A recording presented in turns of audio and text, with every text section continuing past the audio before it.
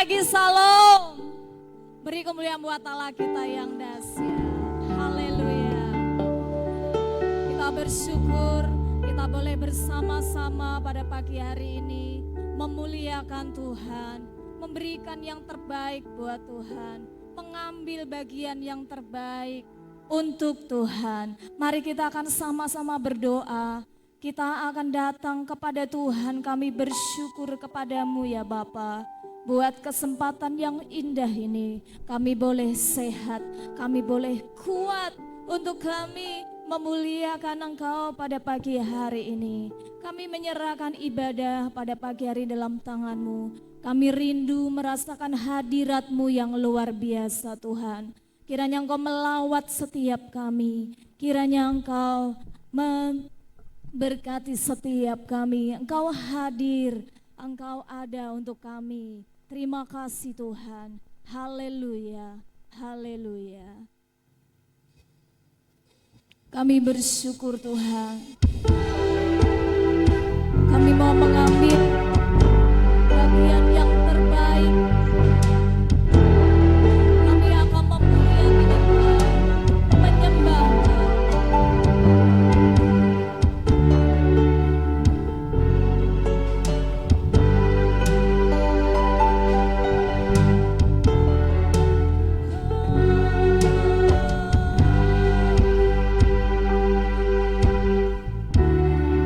Selalu dekat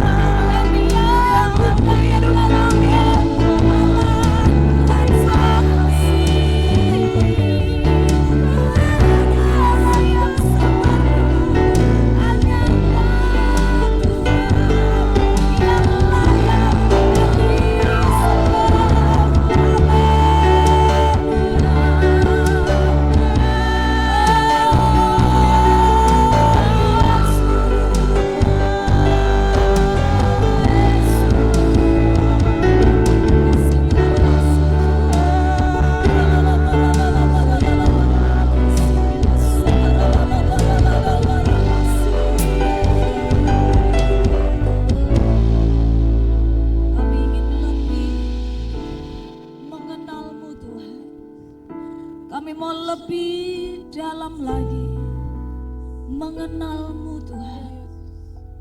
Engkaulah Allah kami yang dahsyat.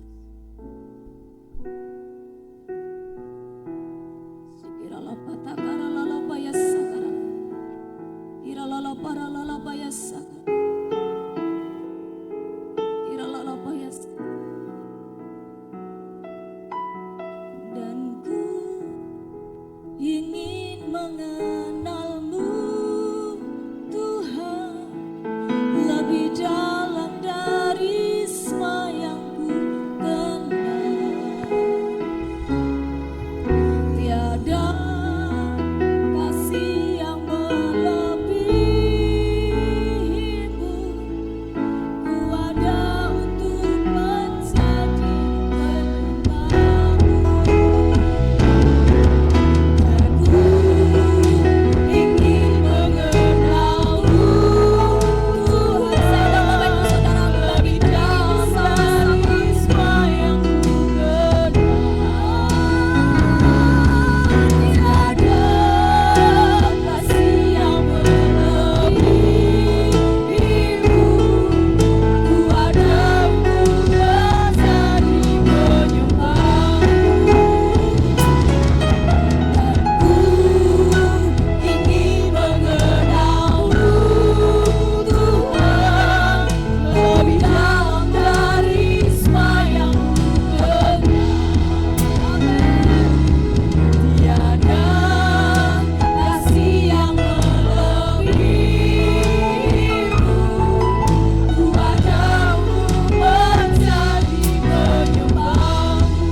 Kita katakan bersama-sama, haleluya. Allah yang besar, ajaib dan mulia.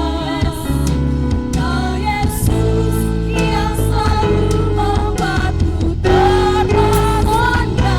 Segala pujian bagi-Mu ya Tuhan.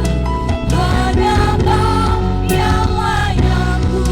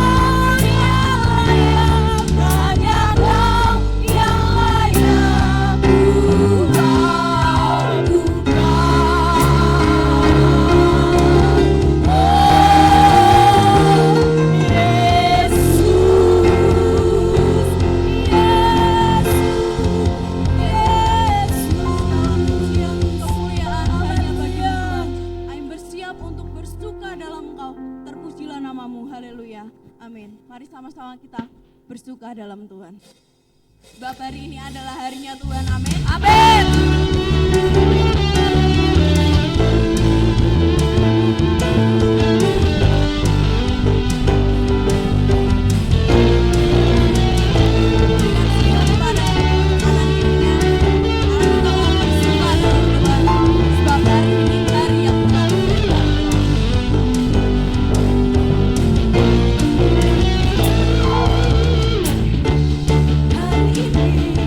Hari yang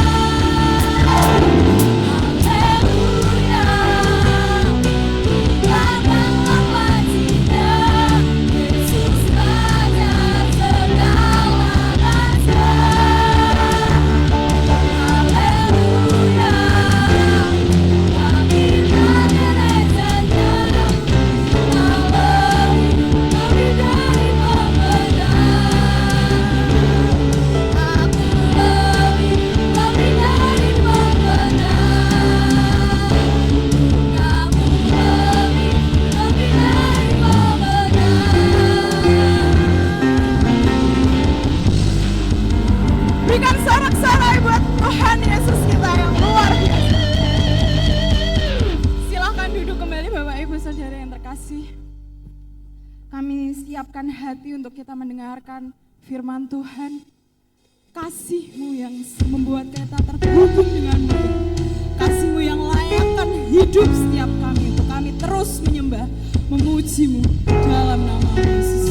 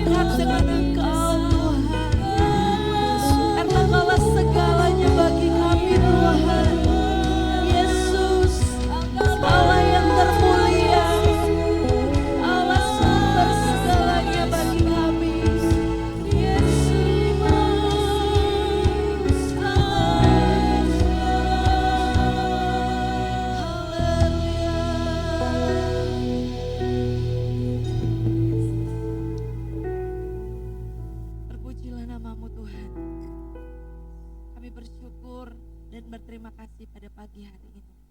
Karena Engkau terlalu baik, bahkan teramat baik bagi kami Tuhan.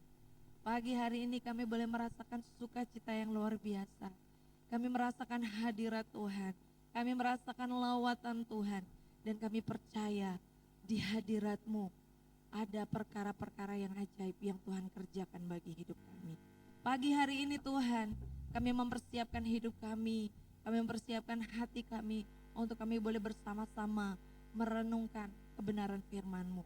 Biarlah setiap kehidupan kami Tuhan, hati kami menjadi tanah hati yang subur, sehingga ketika kami mendengarkan firman-Mu, benih firman-Mu itu boleh tertanam dalam hidup kami, boleh tumbuh berakar dengan kuat, bahkan berbuah untuk kemuliaan nama Tuhan. Terima kasih Tuhan, terpujilah nama-Mu Tuhan. Kami menyerahkan pemberitaan firman ini ke dalam tangan-Mu. Kami percaya kuasa Roh Kudus-Mu yang akan bekerja bagi setiap kehidupan kami. Kita semua yang percaya dan siap mendengarkan firman Tuhan, sama-sama katakan amin. Silakan duduk kembali Bapak Ibu. Haleluya. Shalom. Shalom. Bagaimana kabarnya Bapak Ibu? Dahsyat. Amin. Bagaimana kabarnya? Dahsyat. Haleluya. Sehat semua?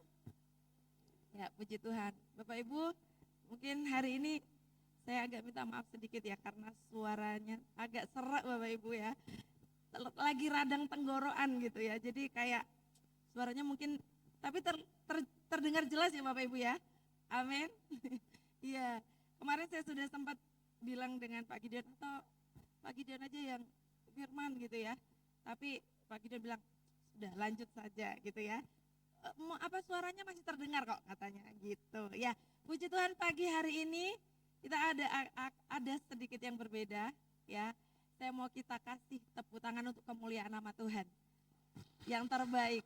Ya, saya tadi waktu di belakang saya menangis Bapak Ibu, terharu gitu ya.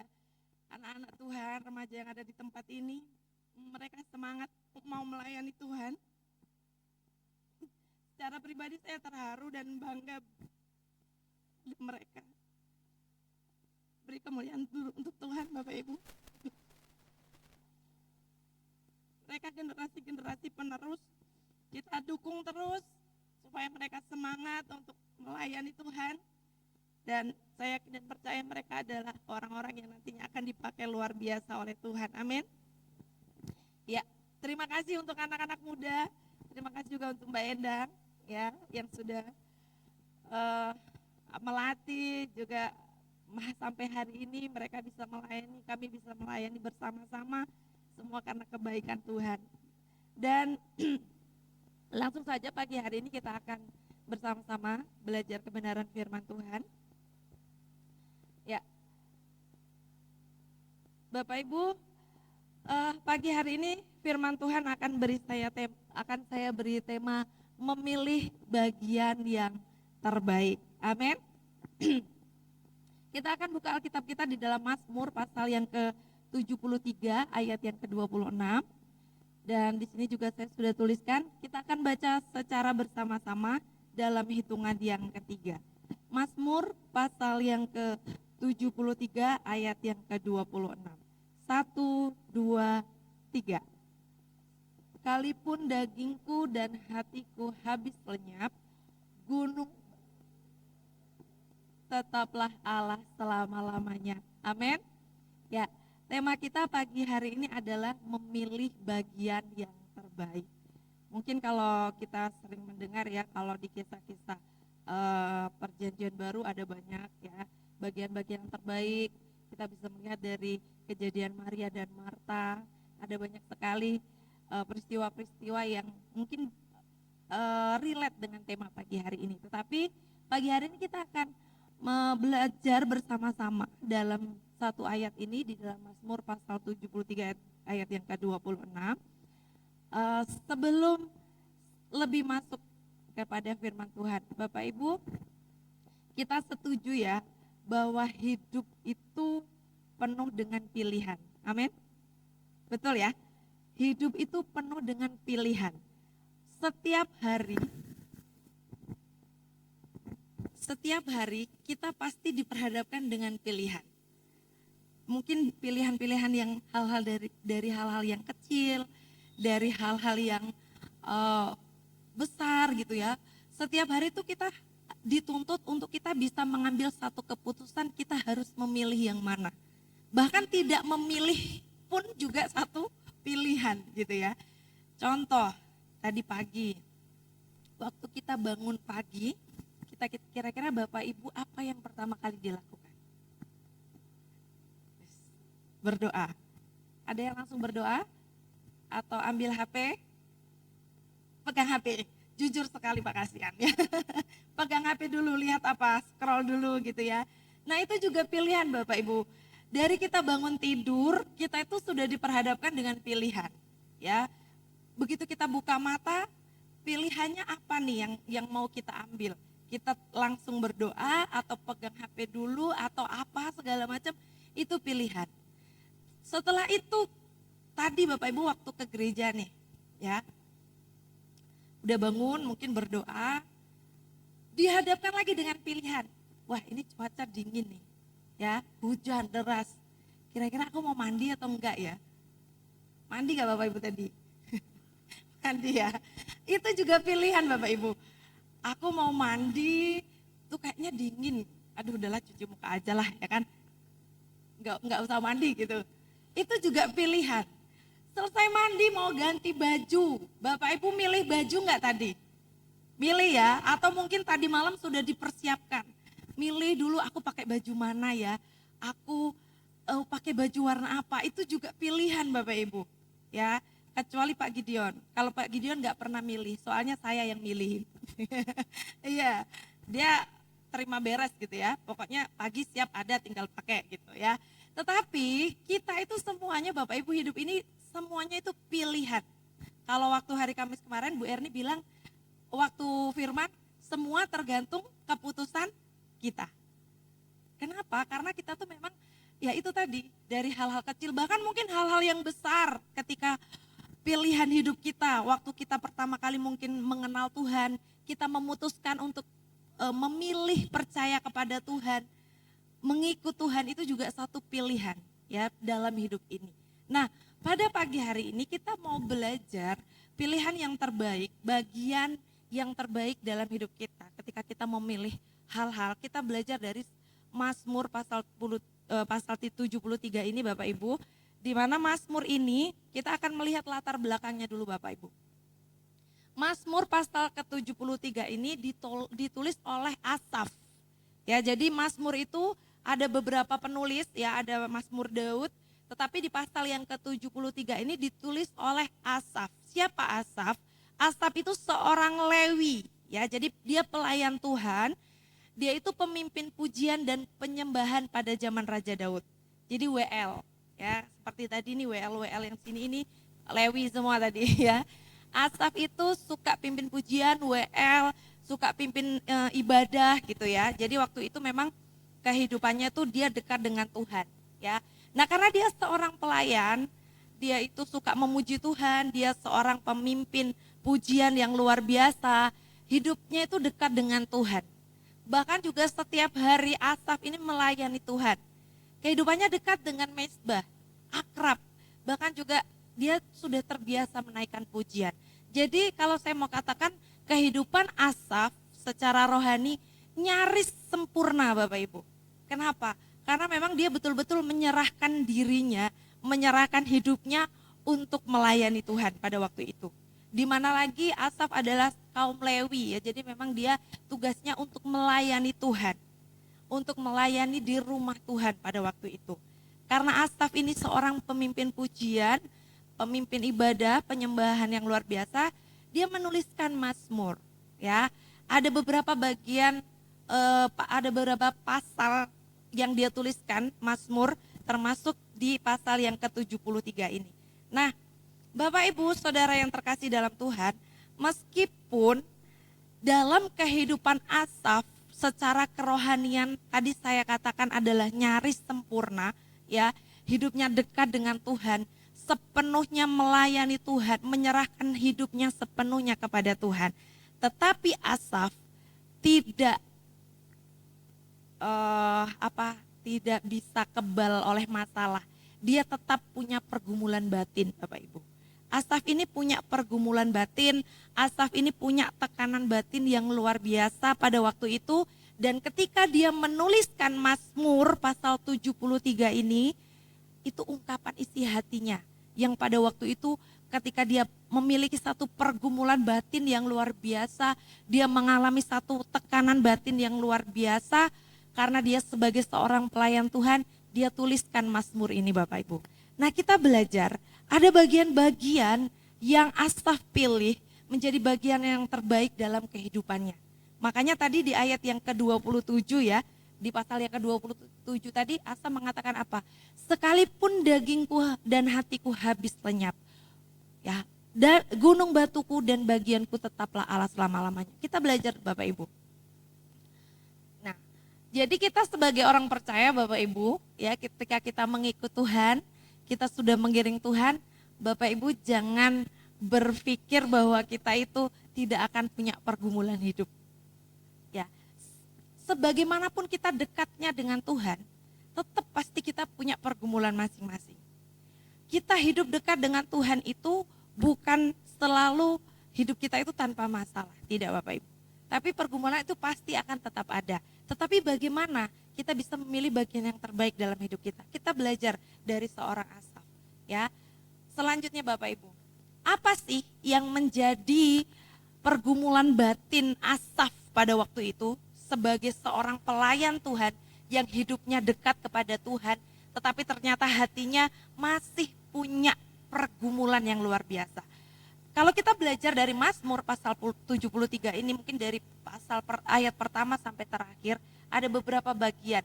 Dan saya pelajari pergumulan Asaf yang paling pergumulan batinnya ya, bahkan hatinya tuh benar-benar bergejolak pada waktu itu. Kenapa? Karena Asaf dia iri kepada orang fasik. Pasal 3 ayat yang ayat 3 dan 9. Kita akan buka dulu Alkitab kita di dalam Mazmur pasal yang ke-73 ayat yang ketiga dan sampai yang ke-9, di sana dijelaskan Bapak Ibu. Saya akan bacakan bagian-bagiannya. Mazmur pasal yang ke 73 ya, 73 ayat yang ke-3. Dikatakan demikian. Sebab aku cemburu kepada pembual-pembual kalau aku melihat kemujuran orang-orang fasik. Nah, yang menjadi satu tekanan batin, pertanyaan yang timbul dalam hati Asaf pada waktu itu adalah situasi dan kondisi pada waktu itu, ya. Asaf itu melihat bahwa orang-orang fasik ini kenapa ya? Kok sepertinya hidupnya itu lebih beruntung daripada orang-orang yang tidak yang mengenal Tuhan. Jadi kondisi pada waktu itu ya, pada zaman itu tuh Asaf melihat ini orang-orang fasik ini kenapa kok hidupnya lebih enak ya? Kok hidupnya tuh seolah-olah lebih mujur, lebih beruntung daripada kehidupan orang-orang yang percaya kepada Tuhan. Termasuk Asaf pada waktu itu. Sebagai seorang pelayan Tuhan, dia tidak terlepas dari sebuah pergumulan batin dan ada tekanan-tekanan yang ada dalam kehidupannya. Sedangkan di ayat yang ketiga dikatakan dia cemburu atau iri melihat kehidupan orang fasik yang mungkin pada waktu itu kehidupannya itu tidak sesuai dengan kebenaran firman Tuhan. Bapak Ibu tahu ya arti orang fasik itu apa?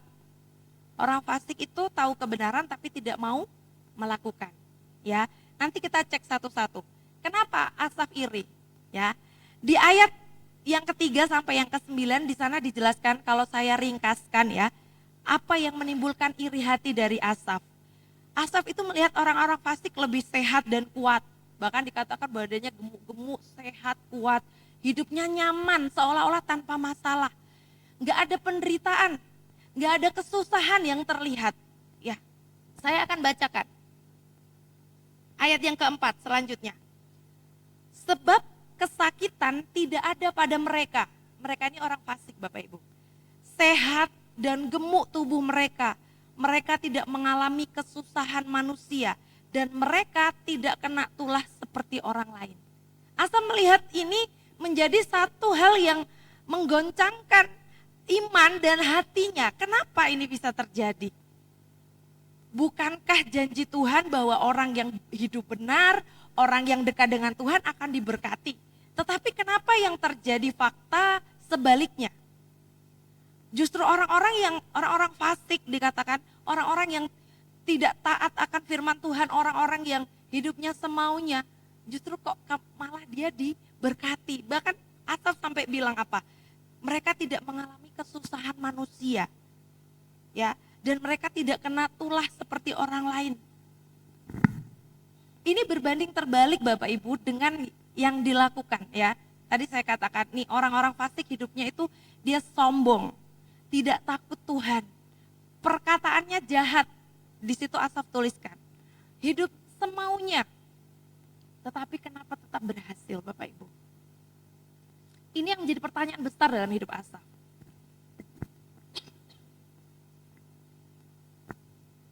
Bapak Ibu pernah nggak di dalam hidup mengalami hal ini Bapak Ibu?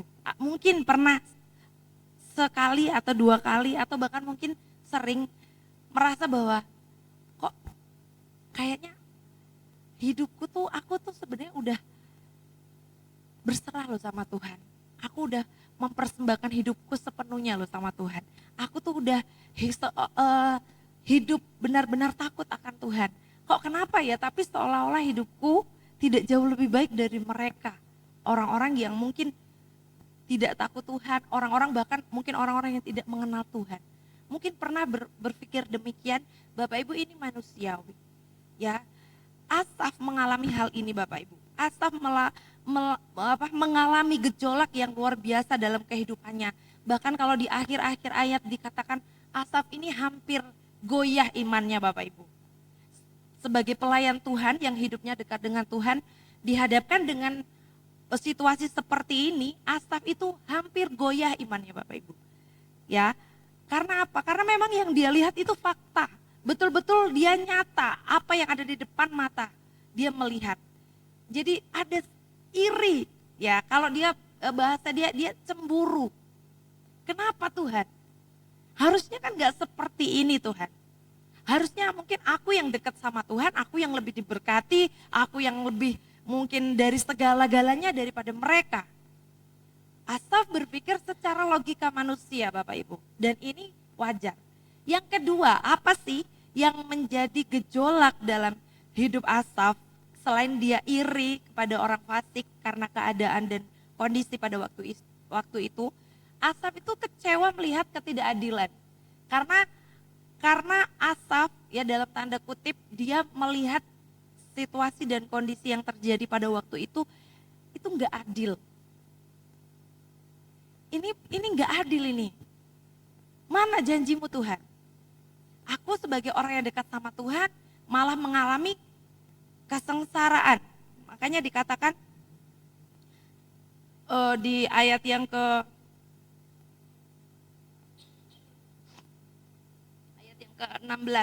Namun sepanjang hari aku kena tulah dan kena hukum setiap pagi. Artinya apa? Mungkin ketika Asaf melakukan sesuatu hal yang tidak berkenan, Asaf ini langsung kena tulah, kena hukuman dari Tuhan. Sedangkan mereka itu kok enggak. Ini enggak adil buat Asaf Bapak Ibu. Seharusnya enggak seperti ini. Ya, karena Asaf itu membandingkan hidupnya dengan orang fasik tadi ya. Makanya dia melihat ketidakadilan. Dan juga ketidakadilan itu tadi, orang fasik hidupnya kaya, dia berkuasa, bahkan terlihat bahagia gitu ya. Ada di ayat yang ke-14. Namun sepanjang hari aku kena tulah dan kena hukum setiap pagi, itu tadi ya. Hidupnya orang-orang fasik itu bahagia, hidupnya itu senang, terlihat nyaman, terlihat seperti tidak ada masalah sama sekali. Dan itu yang terjadi di depan mata Asaf. Ini menjadi satu gejolak batin Asaf pada waktu itu. Sampai pada akhirnya di titik puncak, Asaf merasa bahwa hidup benar itu ternyata sia-sia. Sampai ada di titik itu Bapak Ibu. Ayat yang ke-13. Sia-sia sama sekali aku mempertahankan hati yang bersih dan membasuh tanganku tanda tak bersalah. Bapak Ibu, Asaf, tadi saya katakan ya gimana kehidupan rohaninya, dia deket banget sama Tuhan. Hidupnya sudah terbiasa menyembah Tuhan, hidupnya full melayani Tuhan. Tetapi ketika kondisi dan keadaan ini dia lihat di depan mata, dia merasa bahwa kayaknya hidup benar tuh sia-sia. Kayaknya hidup benar itu sia-sia. Kenapa aku hidup benar? Toh enggak hidup benar pun diberkati Tuhan. Toh orang yang enggak takut Tuhan pun diberkati, malah lebih. Adil enggak Bapak Ibu? Adil enggak? Kalau manusia enggak adil lah. Kan kita tahu, katanya kalau orang hidup yang benar, hidup dekat dengan Tuhan, diberkati luar biasa. Tapi Asaf menghadapi kondisi yang sebaliknya pada waktu itu. Bahkan sampai di titik Asaf itu benar-benar. Ini menjadi apa ya? Satu gejolak yang luar biasa dan dia bertanya-tanya terus dalam hatinya. Ketika dia mungkin melayani Tuhan pun hatinya tuh serasa nggak tenang Bapak Ibu. Mungkin kalau Asaf bisa berkata secara bahasa sehari-hari sekarang gitu ya Bapak Ibu. Mungkin bilang, alah kalau kayak gini sudahlah, ngapain aku melayani Tuhan? Ngapain aku setia sama Tuhan? Ngapain aku mempertahankan hidup benar? Gak apa-apa aku hidup semaunya aja. Tuhan tetap berkati kok. Tuhan tetap melimpahkan berkatnya kok bagi hidup orang-orang yang walaupun gak taat sama Tuhan. Kita melihat Bapak Ibu, ini situasi Asaf pada waktu itu. Selanjutnya, tadi yang pertama Asaf itu iri, bahkan dia merasa ini satu hal yang tidak adil yang terjadi. Dan mengapa bisa terjadi tadi ya? Ternyata selama ini Bapak Ibu, Asaf itu membandingkan hidup yang benar dengan hasil duniawi. Ya, jadi di pandangan Asaf, logikanya Asaf, mungkin bukan cuma Asaf lah ya, kita sebagai manusia pun, dia tuh membandingkan seperti ini. Orang kalau hidup benar, hasilnya itu duniawi. Duniawi itu apa? Yang tadi seperti orang fasik tadi terima. Mungkin harta kekayaan yang melimpah, mungkin kekuasaan, mungkin kedudukan dan segala macam. Jadi kalau kita berbicara tentang hidup yang benar, tidak sebanding kalau kita membandingkannya dengan hasil duniawi. Karena kalau berbicara hidup benar, bandingannya adalah hidup kekal Bapak Ibu. Amin. Oke, kita siapa sih yang gak mau diberkati Tuhan? Mau Bapak Ibu? Mau ya? Siapa sih yang gak pengen jadi orang yang kaya, yang punya banyak harta yang melimpah, hidup senang? Kalau orang bilang muda, kaya raya, mati masuk surga gitu ya. Itu hidup yang diimpikan semua orang. Siapa yang gak pengen Bapak Ibu? Semua orang pengen diberkati Tuhan. Tetapi itu tuh hanya bonus Bapak Ibu. Dan bonus itu terserah Tuhan, dia mau kasih ke siapa. Kalau memang Tuhan percayakan hal-hal itu dalam hidup kita, berarti kapasitas kita ada di situ. Tuhan tahu kekuatan kita, Tuhan tahu kapasitas kita. Tuhan mempercayakan segala sesuatu dalam hidup kita sesuai dengan kapasitas kita masing-masing. Kalau kita berbicara hidup benar, hasilnya, ukurannya itu bukan yang ada di dunia, tetapi hidup kekal nanti. Asaf membandingkan ini Bapak Ibu, makanya nggak nyambung. Asaf bilang sia-sia hidup benar. Sia-sia mempertahankan hati yang bersih. Karena yang dia bandingkan adalah dengan orang fasik yang diberkati secara duniawi. Yang dia bandingkan adalah yang dia lihat orang fasik yang seolah-olah hidupnya nggak punya masalah. Walaupun nggak takut Tuhan. Asal melihat berkat itu jangka pendek. Saat ini aja, berkat yang lihat Asaf tuh berkat kehidupan di dunia. Berkat kesenangan yang ada di dunia ini Bapak Ibu. Padahal yang Tuhan mau ketika kita menjadi orang percaya, kenapa sih kita harus mempertahankan hidup benar? Karena hadiahnya hidup kekal Bapak Ibu. Amin. Itu yang lebih penting. Tetapi bukan berarti kita nggak mau diberkati Tuhan, tidak. Dan kita berusaha bekerja, Tuhan yang memberkati kita, betul. Tetapi ingat, bukan berarti karena hidup orang yang tidak takut Tuhan lebih enak, terus kita mau ikut-ikutan. Terus kita mau, sudahlah nggak usah hidup benar. Sama seperti orang fasik, sama seperti mereka. Tidak Bapak Ibu. Karena hidup benar, kita pertahankan selama ini. Supaya kita memperoleh hidup yang kekal. Amin.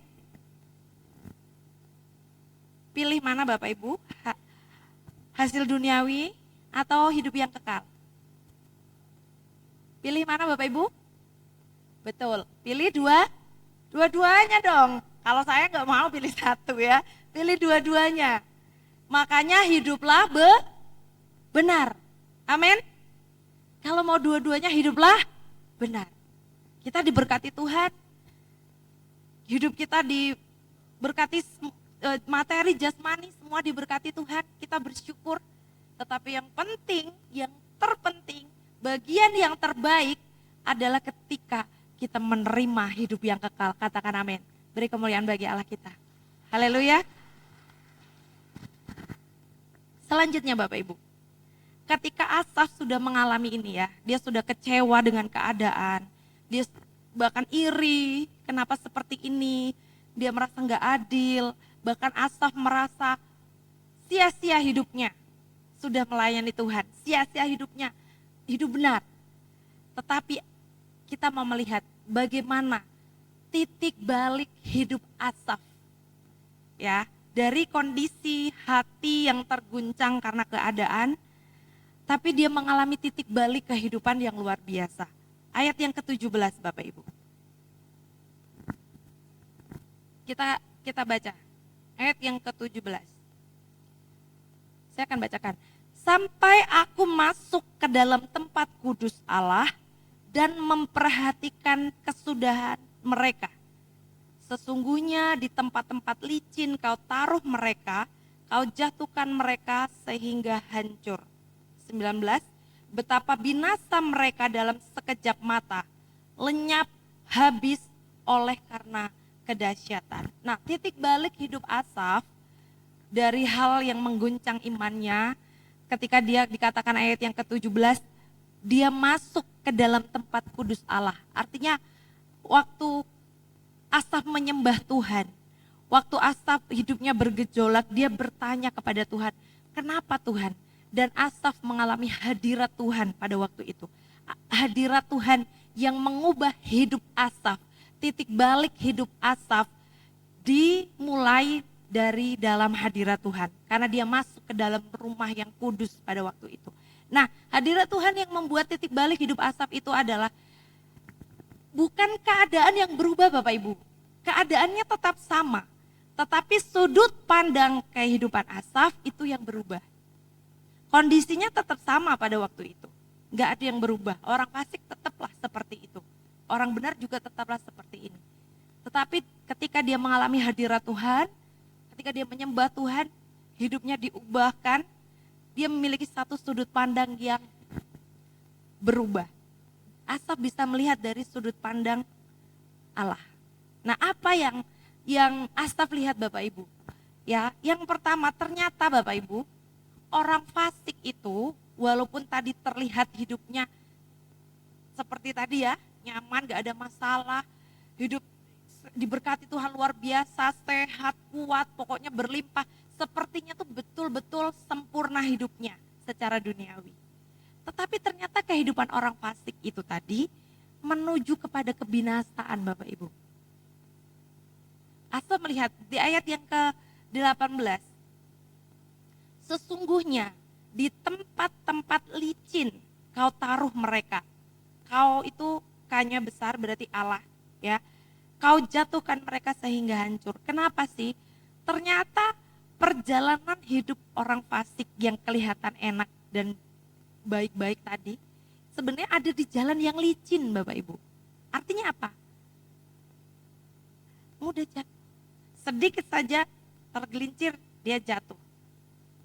Ya, Asaf mengatakan sesungguhnya di tempat-tempat licin kau taruh mereka. Saya melihat dari sudut pandang yang berbeda seperti ini Bapak Ibu. Ternyata jalan yang licin, ya itu kan berarti kalau kita nggak betul-betul waspada, pasti licin dan kita bisa tergelincir jatuh gitu ya. Nah, orang fasik yang diberkati luar biasa ini tadi dikatakan dia ada di jalan yang licin. Artinya apa Bapak Ibu? Ternyata godaan yang hadir dalam kehidupan orang itu tidak selalu masalah. Yang membuat orang jatuh itu bukan selalu masalah, tetapi berkat itu juga bisa loh buat orang jatuh Bapak Ibu. Orang fasik diberkati Tuhan luar biasa. Yang tadi ya, diberkati luar biasa jasmani, materi, semua kehidupannya. Tetapi dia ada di jalan yang licin. Kenapa? Ya pasti karena hidupnya dia tidak takut Tuhan. Makanya sedikit saja terpleset dia akan jatuh. Banyak godaannya. Berkat itulah yang membuat dia tuh mudah jatuh. Makanya godaan, ujian iman itu tidak selalu masalah Bapak Ibu. Tapi kita coba cek, jangan-jangan ada sesuatu mungkin yang merasa itu berkat bagi hidup kita, jangan-jangan itu yang justru membuat kita tergelincir dan jatuh. Jangan sampai Bapak Ibu berkat dari Tuhan justru yang membuat kita jatuh, amin. Tapi berkat Tuhan yang membuat kita akan tetap semangat, terus setia kepada Tuhan, amin. Asal melihat ini Bapak Ibu, orang fasik itu hidupnya menuju kepada kebinasaan. Makanya di dalam Amsal juga dikatakan, ada jalan yang disangka lurus, tapi ujungnya kepada maut. Ini orang fasik Bapak Ibu. Mereka seolah-olah, wah hidupnya enak ya, jalannya kayaknya lurus, kayaknya itu sempurna sekali. Tetapi tidak tahu jalan yang lurus ini tadi ujungnya adalah maut Bapak Ibu. Tetapi ketika kita mau mempertahankan hidup benar di hadapan Tuhan, kita memilih bagian yang terbaik yaitu Allah itu sendiri. Amin. Amsal pasal yang ke-24 ayat yang ke-19 sampai yang ke-20. Kita buka dulu Bapak Ibu. Amsal 24 ayat 19 sampai 20. Saya akan bacakan. Jangan menjadi marah karena orang yang berbuat jahat. Jangan iri kepada orang fasik. Karena tidak ada masa depan bagi penjahat, pelita orang fasik akan padam. Nah, ini menjadi satu peringatan ya pada waktu itu. Ketika Asaf mulai timbul rasa cemburu, ya, rasa iri kepada mereka-mereka, tetapi firman Tuhan ternyata mengingatkan juga kepada kita. Kita nggak boleh iri sama mereka, amin. Kita nggak boleh cemburu sama mereka. Makanya dikatakan jangan menjadi marah karena orang yang berbuat jahat. Jangan iri kepada orang fasik. Kenapa? Karena kita tahu, karena tidak ada masa depan bagi penjahat, pelita orang fasik akan padam. Artinya ini, walaupun dia diberkati mungkin secara duniawi, tapi kita tahu bahwa kehidupannya menuju kepada kebinasaan. Karena hidupnya tidak takut akan Tuhan. Itu orang fasik. Dan kita nggak boleh iri, nggak boleh marah Bapak Ibu. Ya, sudah biar kalau memang mereka mungkin sudah dinasehati ataupun kita sudah mungkin menasehati, tetapi memang tetap mempertahankan untuk tidak mau melakukan kebenaran, kita nggak usah marah dan nggak usah iri ya pada mereka. Dan yang kedua, orang fasik menuju kebinasaan, dan ternyata Asaf juga mulai punya satu sudut pandang ketika dia diubahkan titik balik hidupnya. Dia melihat bahwa keberhasilan lahiriah tidak selalu tanda perkenanan Tuhan. Maksudnya apa Bapak Ibu? Ayat yang ke-20. Ayat yang ke-20.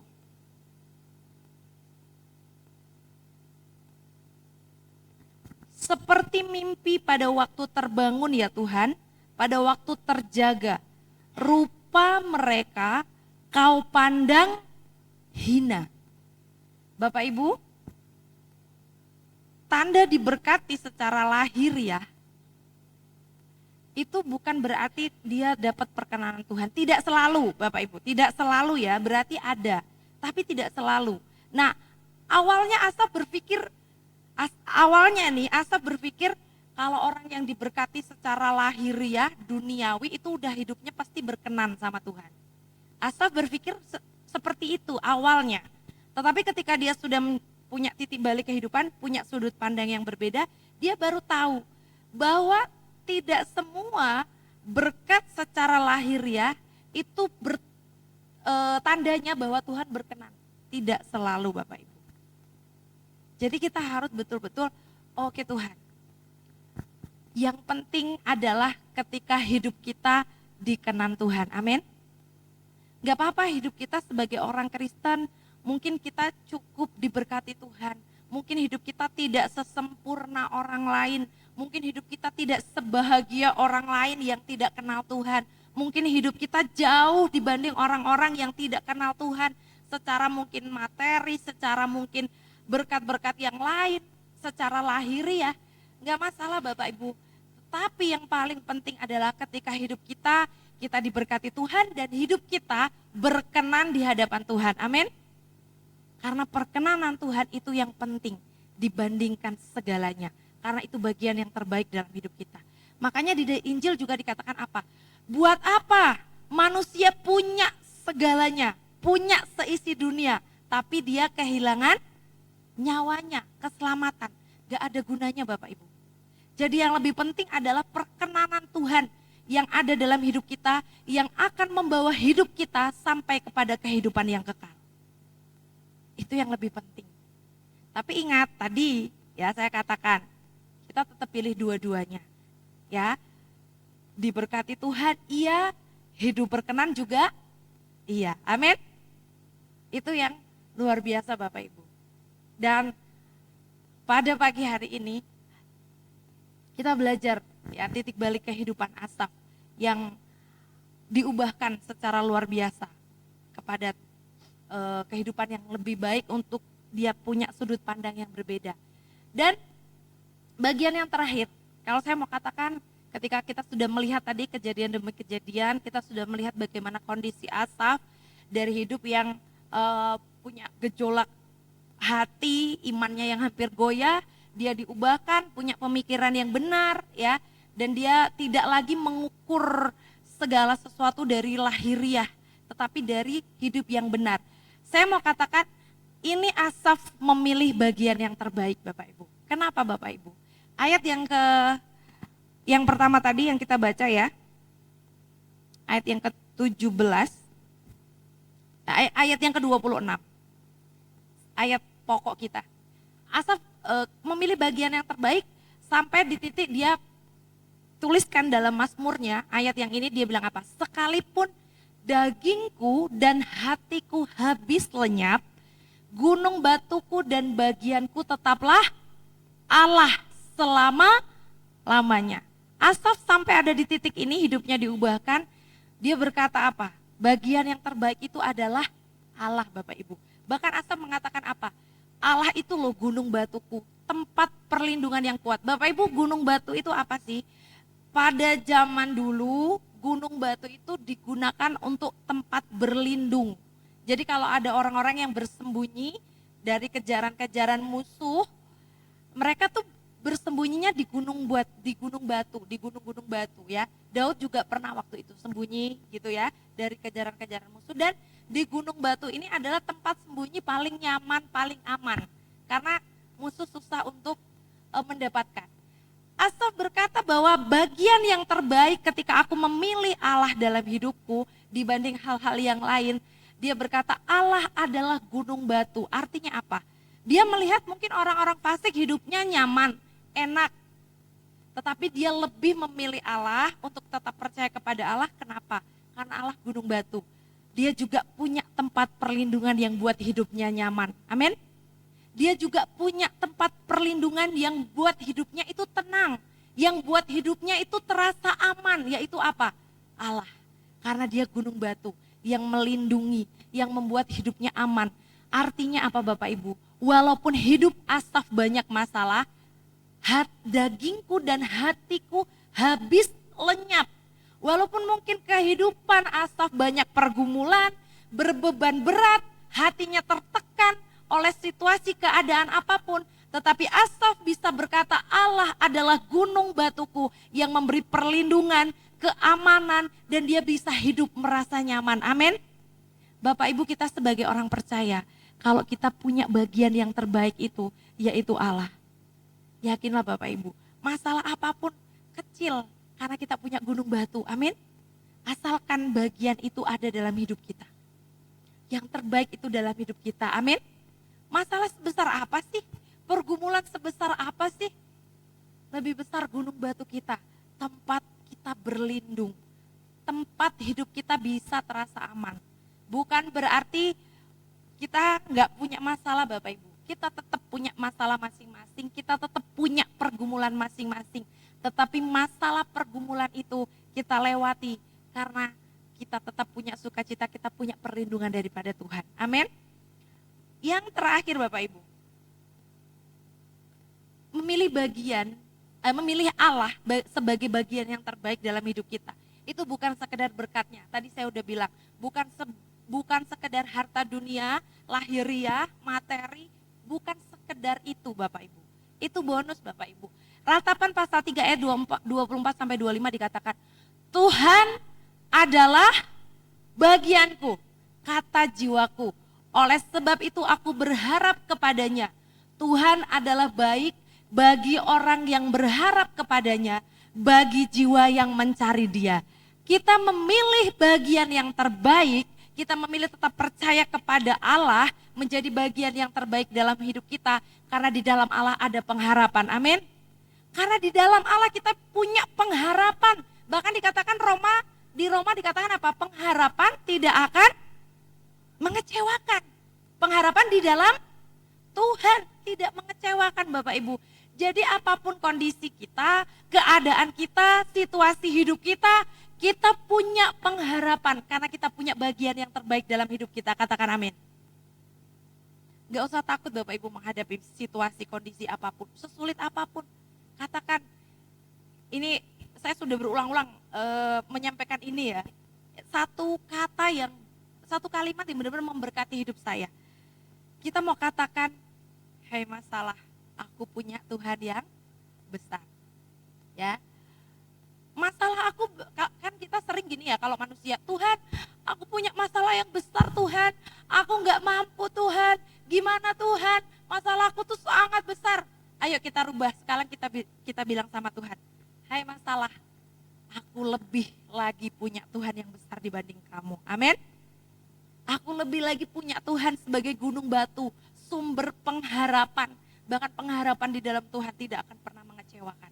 Sebagai kesimpulan pagi hari ini, memilih bagian yang terbaik.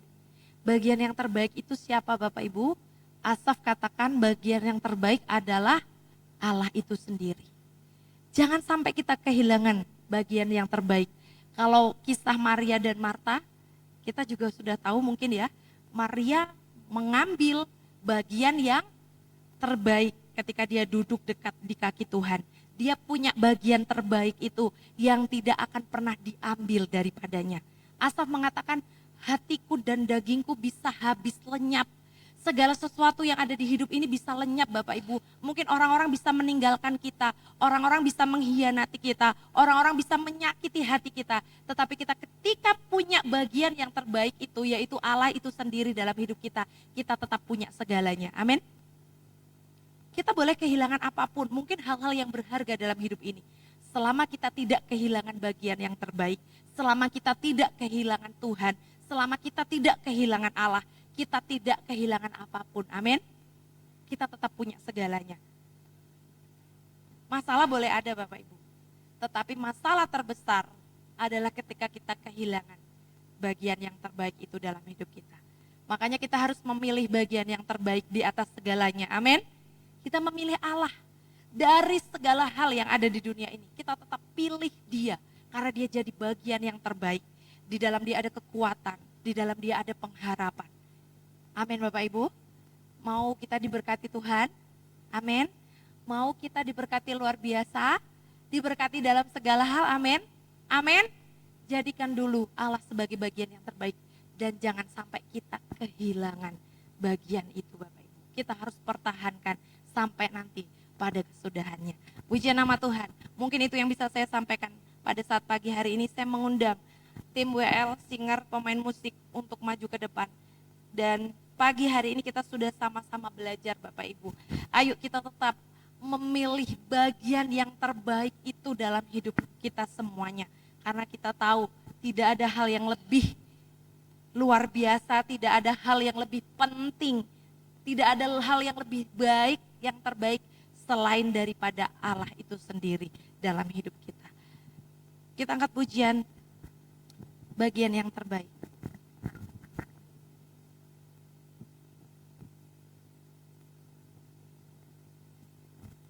Saya undang kita semua untuk bangkit berdiri. Kita akan bersama-sama mengangkat pujian kita kepada Tuhan. Karena dia bagian yang terbaik yang akan kita pilih dalam hidup kita. Haleluya Yesus, terima kasih Tuhan. Engkaulah bagian terbaik dalam hidup kami Tuhan. Engkau segalanya bagi kami Tuhan. Yesus, terima kasih Tuhan. Terima kasih. Haleluya Yesus, terima kasih Tuhan. Yesus.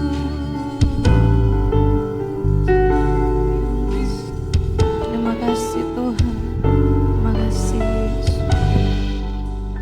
Memilihmu bagian yang terbaik selamanya tak akan terganti.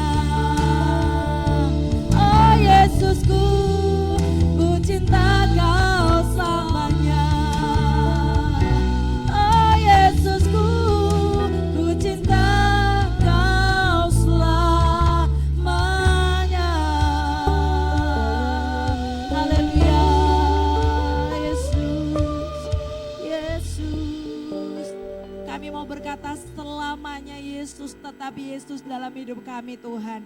Karena Engkau adalah bagian yang terbaik dalam hidup kami. Engkaulah segalanya dalam hidup kami Tuhan.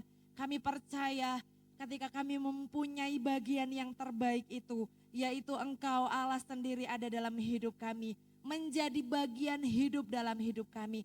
Kami punya segalanya Tuhan. Terima kasih Tuhan. Hidup kami mungkin tidak baik-baik saja. Hidup kami mungkin banyak pergumulan. Hidup kami mungkin ada banyak tekanan, persoalan hidup. Tetapi kami percaya di dalam Engkau ada pengharapan yang pasti Tuhan. Di dalam Engkau ada kekuatan yang baru. Engkaulah perlindungan kami. Engkau gunung batu kami Tuhan. Terpujilah namamu Tuhan. Biarlah hidup kami selama-lamanya kami tetap memilih Engkau sampai akhir hidup kami.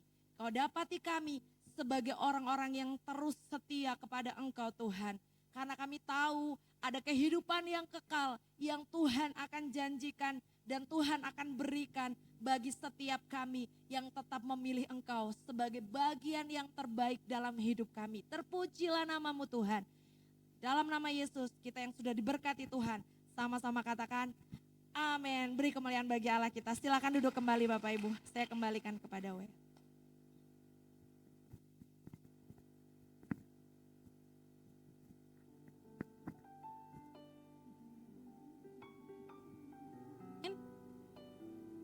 Biarlah kita memilih Allah sebagai bagian yang terbaik dari hidup kita. Jangan sampai kita kehilangan bagian terbaik itu.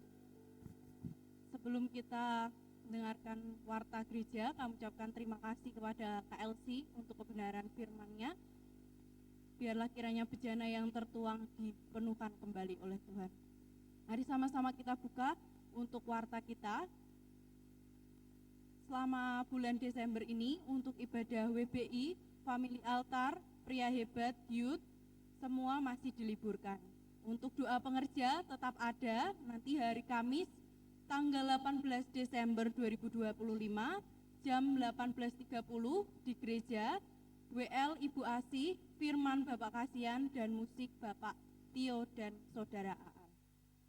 Untuk pelayan hari Minggu ibadah raya 21 Desember 2025 akan dilayani oleh WL Ibu Erni, singer Saudari Elia, Bapak Niko, Saudari Serly, dan LCD Saudari Angel. Untuk penerima tamu dan kolektor ada Bapak Ibu Kasihan dan Bapak Ibu Riswanto. Untuk pelayan Betakit Minggu 21 Desember ada WL Ibu Endang, Firman Ibu Elsi, snack musik Ibu Elsi. Kami juga mengucapkan selamat ulang tahun kepada Ibu Sumiarti tanggal 10 Desember dan juga Saudara Roy tanggal 12 Desember. Kiranya Tuhan memberkati dengan kasih karunia Tuhan. Kemudian ada tambahan pengumuman untuk ibadah undangan Natal dari GITJ Mojo Kentengan. Shalom, salam sejahtera dalam kasih Tuhan Yesus Kristus. Dengan sukacita kami panitia Natal GITJ Mojo Kentengan mengundang Bapak, Ibu, Saudara-saudari untuk menghadiri ibadah dan perayaan Natal yang akan kami selenggarakan tanggal dan hari Jumat 19 Desember pukul 6 sore, tempat gedung gereja GITJ Mojo Kentengan. Jadi ada undangan dari GITJ Mojo Kentengan. Nanti Bapak Ibu Saudara bisa hadir pada perayaan Natalnya jam 6 sore hari Jumat tanggal 19 Desember. Kemudian kita ada tambahan pengumuman dari Bapak Gideon. Waktu dan tempat kami persilakan.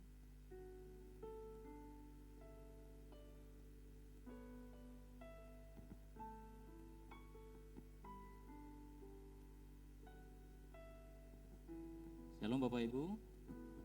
Puji Tuhan, terima kasih buat waktu yang diberikan buat saya. Menindaklanjuti dengan pengumuman khususnya untuk kaum pria, sesuai dengan yang di grup itu kan hari ini kita akan kumpul karena ada tugas negara bagian si acara. Jadi untuk pertemuan hari ini ditunda, kita akan bertemunya di hari Senin jam 5 sore ya di gereja. Jadi ini harap Bapak-bapak waktu pergi dirahasiakan supaya ini waktu nanti pelaksanaannya ini kita akan goncangkan ya. Jadi saya ingatkan kembali, kaum pria nanti kumpulnya hari Senin ya jam 5 sore di tempat ini untuk membahas drama Korea, entah drama apa nanti kita bikin di sini ya. Jadi Bapak-bapak itu saja yang bisa saya sampaikan. Selanjutnya saya serahkan kepada Ibu Lila untuk menyampaikan pengumuman.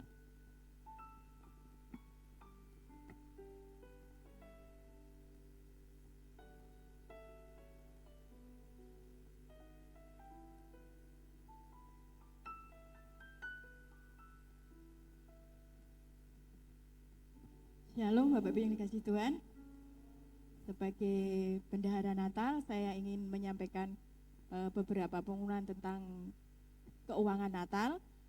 Puji Tuhan, pada pagi hari ini semua yang Bapak Ibu Saudara semua yang sudah menulis janji iman, semuanya sudah terlunasi. Dan puji Tuhan. Dan semuanya sudah mencukupi untuk janji iman dari Bapak Ibu semua. Totalnya 13.755 dan yang kita butuhkan adalah 13 juta, dan itu janji iman, dan ditambah ada uang persembahan selama setiap hari Minggu dan juga hari pas ada FA, itu totalnya 2.935. Jadi total dana yang masuk 16.708. Puji Tuhan. Dan untuk pengeluaran ini belum semua ya Bapak Ibu Saudara, sampai hari ini pengeluarannya sudah 10.500.000. Jadi sisa dana 6.208.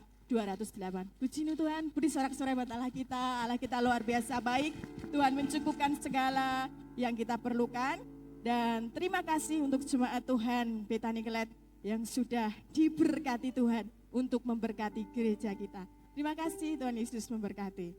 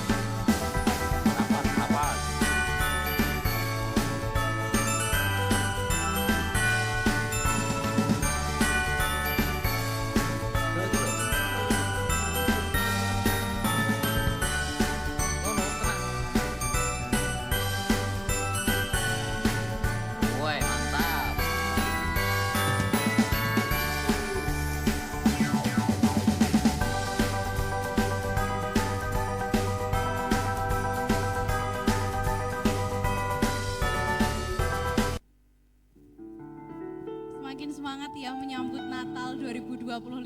Amin. Di nama Tuhan, dari tim dekorasi ya, menjadi berkat bagi kita untuk kita bisa sama-sama merasakan sukacita Natal semakin dekat dengan dekorasi yang begitu indah. Beri tepuk tangan pada tim panitia Natal. Sebelum kita memberikan persembahan, saya undang untuk petugas kolektan dapat maju ke depan. Mari sama-sama kita angkat persembahan kita.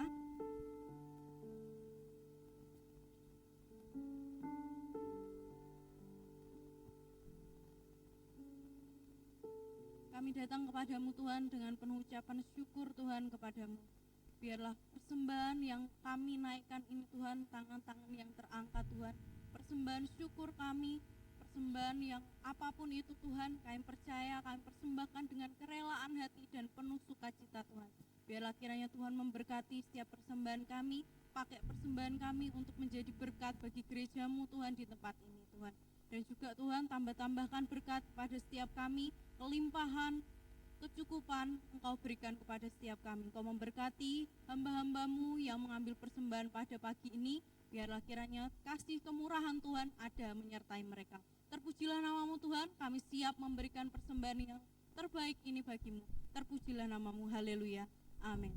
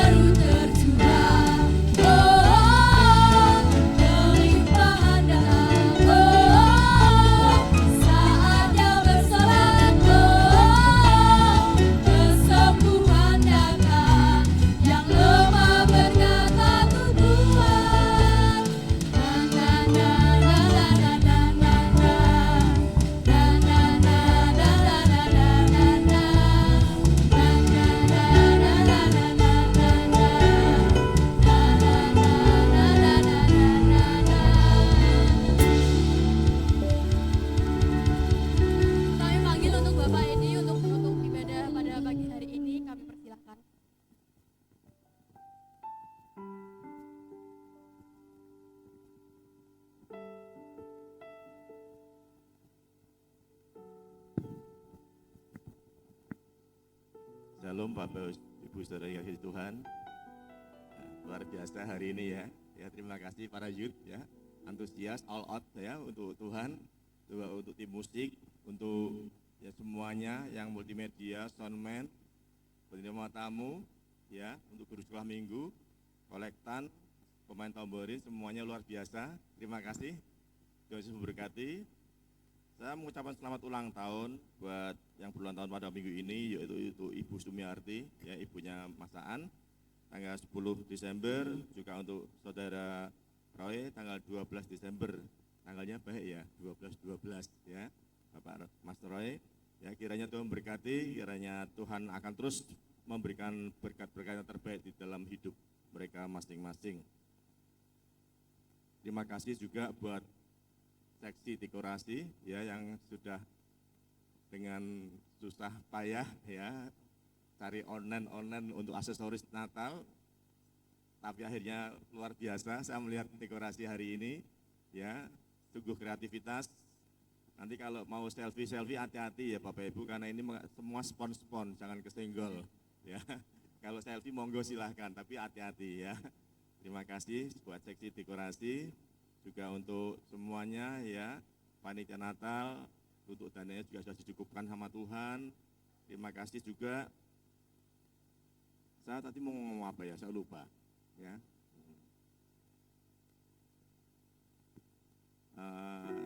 Saya lupa tadi mau ngomong apa, saya lupa. Ya, untuk itu saya untuk bulan ini saudara, ya untuk bulan ini saudara kan off dari kegiatan. Saya harapkan saudara tetap aktif ya di dalam kita akan ngisi acara Natal, karena nanti acara Natal itu di tanggal 31 Desember untuk pria, untuk WBI ya semuanya ya, ya departemen ya suruh ngisi acara. Jadi monggo Bapak Ibu, hari-hari ini kita isi dengan hal-hal yang oke, kita akan mengisi kreativitas ya, mempersembahkan buat acara Natal tutup tahun di gereja ini. Ya, terima kasih, dan saya percaya di musim yang baru nanti kita akan mendapatkan banyak hal daripada Tuhan. Karena ini bukan waktunya manusia, ini waktunya Tuhan. Saudara akan terima ya mujizat-mujizat dari Tuhan, berkat-berkat dari Tuhan, kelimpahan datang, anggur baru tercurah buat kita semuanya. Amin saudara. Ya, persiapkan diri kita, tahun depan kita akan sambut musim yang baru. Terima kasih, mari kita akan bangkit berdiri, kita akan akhiri ibadah pada pagi hari ini.